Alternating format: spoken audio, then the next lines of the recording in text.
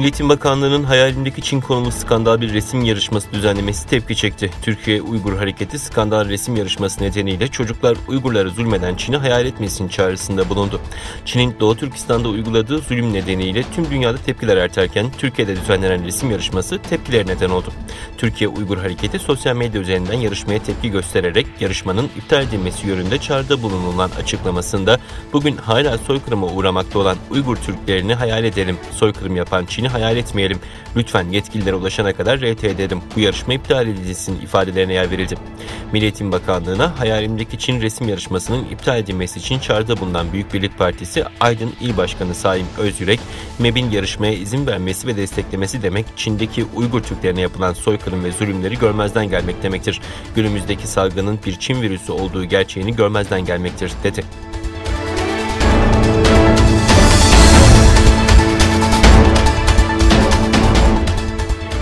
Türkiye, Çin'in Sinovac firmasıyla 2 defada teslim edilmek üzere 100 milyon doz Coronavac aşısı alım anlaşması imzaladı. Ancak Türkiye'ye gelen Çin aşısının miktarı 26 milyon dolar olunca hem bu hedef tutturulamadı hem de muhalefetin eleştiri dozu yükseldi. Sağlık Bakanı Çin aşılarının teslimatında yaşanan gecikmeden muhalefetin Çin aleyhtarı politikalarını sorumlu tuttu. Fahrettin Koca, birileri Çin'le yapılan anlaşma için 100 milyon değil 50 milyon diyor. Anlaşılan karalama kampanyası başlatmışlar. Bugün Çin'den aşı gelecekti, nerede diye soranlar, dün Çin'le aramızdaki hassas konuları kaşıyarak ilişkilerimizi bozmaya çalışıyorlardı, dedi. Koca'nın açıklamalarına birkaç saat sonra İYİ Parti Genel Başkanı Meral Akşener'den cevap geldi. KRT televizyonunda canlı yayına çıkan Akşener, bugün Sayın Koca'nın da bir açıklaması oldu. Çok üstüme alındım.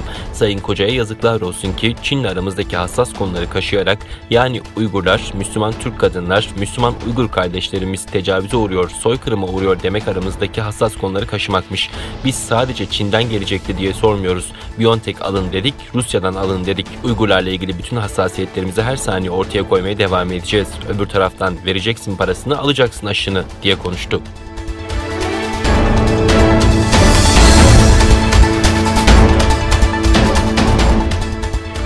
Çin, Avustralya ile bozulan ilişkilerin ardından iki ülke arasındaki stratejik ekonomik diyalog mekanizması kapsamında yürütülen tüm faaliyetleri süresiz durdurdu. Çin Ulusal Kalkınma ve Reform Komisyonu'nun karar üzerine yaptığı açıklamada son zamanlarda bazı Avustralya hükümeti yetkilileri Çin ile Avustralya arasındaki normal diyaloğu ve işbirliğini soğuk savaş zihniyetiyle ve ideolojik ayrımcılıkla bozmaya çalışan adımlar attı denildi.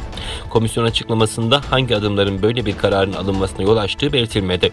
Avustralya, Çinli Huawei'nin ürettiği ekipmanları 5G şebekesinde yasaklayan ilk ülke olmuş ve ilişkiler bu nedenle 2018'de gerilmişti. İki ülke arasındaki ilişkiler geçen yıl Avustralya'nın koronavirüsün ortaya çıkmasına dair bağımsız inceleme çağrısında bulunması ve Çin'in bu çağrıya ticari ilişkiler üzerinden misilleme yapmasının ardından bozulmuştu.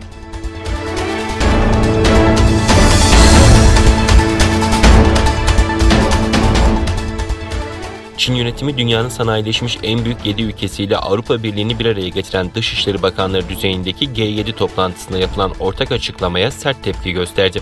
Dönem Başkanı İngiltere'nin ev sahipliğinde başkent Londra'da düzenlenen G7 Dışişleri Bakanları toplantısının ardından yayımlanan ortak bildiride Tayvan'a da destek verilmiş, Doğu Türkistan'daki insan hakları ihlalleri ve toplama kampları nedeniyle Pekin'e ağır eleştiriler yöneltilmişti. Ayrıca açıklamada Çin'in ekonomik etkisini başkalarına karşı zorbalık yapmak için kullandığı gerekçesiyle suçlu olduğu belirtilmişti.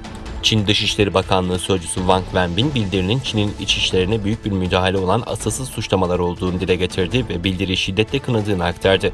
Diğer yandan Tayvan Cumhurbaşkanlığı Ofisi verilen destek için G7'ye teşekkür etti.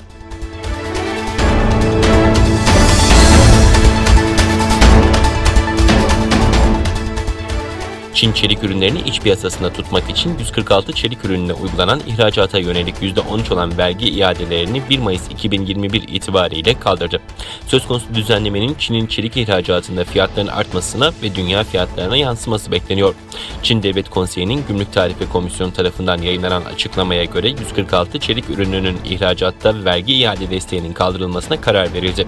Sıcak saç, paslanmaz çelik ürünler, inşaat demiri, profil ve bazı boru çeşitleri karardan etkilenecek ürünler arasında yer alıyor. Soğuk saç ve galvanizli saça uygulanan %13 vergi iadesi kapsam dışında tutuldu.